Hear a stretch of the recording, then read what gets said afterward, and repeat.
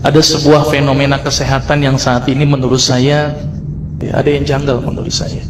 Bapak perhatikan sekarang, dokter makin banyak, klinik makin banyak, rumah sakit apalagi.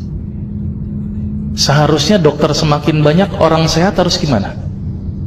Harus banyak. Tapi apa pada kenyataan pada saat ini? Dokter banyak, klinik banyak, rumah sakit banyak, orang sakit banyak. Ini yang salah siapa nih Pak? Dokternya atau pasiennya Pak? Karena saya dokter, saya salahin pasiennya.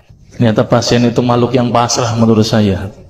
Semua yang diresepkan dokter ditelan itu tanpa mereka tahu apa ya obat yang mereka minum. Ini yang menurut saya cukup menggelitik. Ini ada apa di sini?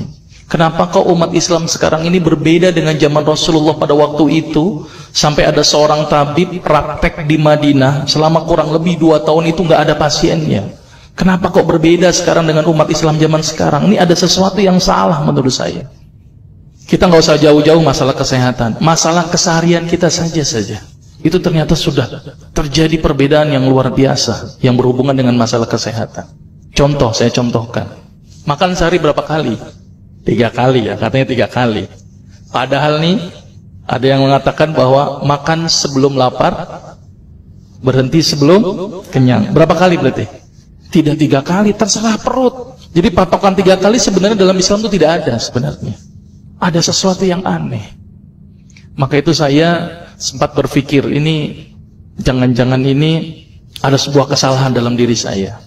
Maka itu saya setelah lulus dokter, saya melanjutkan kuliah lagi, tapi tidak ngambil spesialis gitu ya.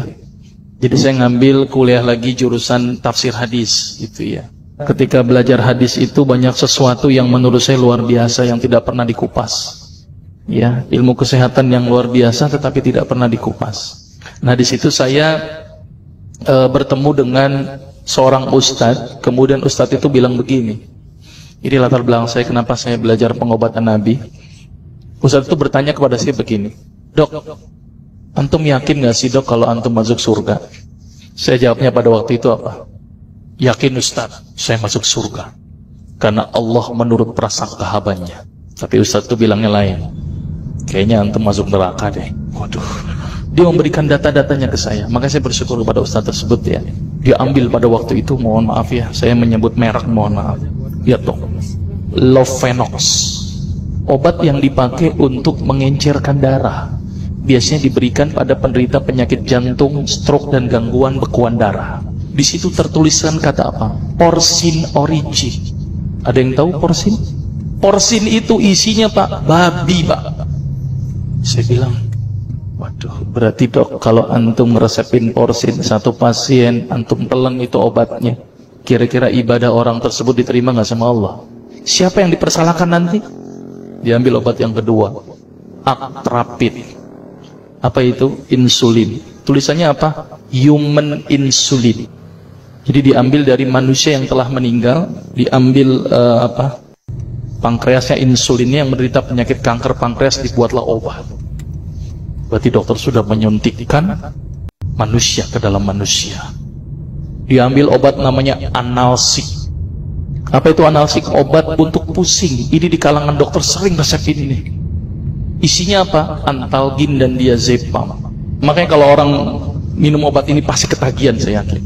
Karena kenapa? Karena mengandung diazepam. Diazepam itu apa? Narkoba.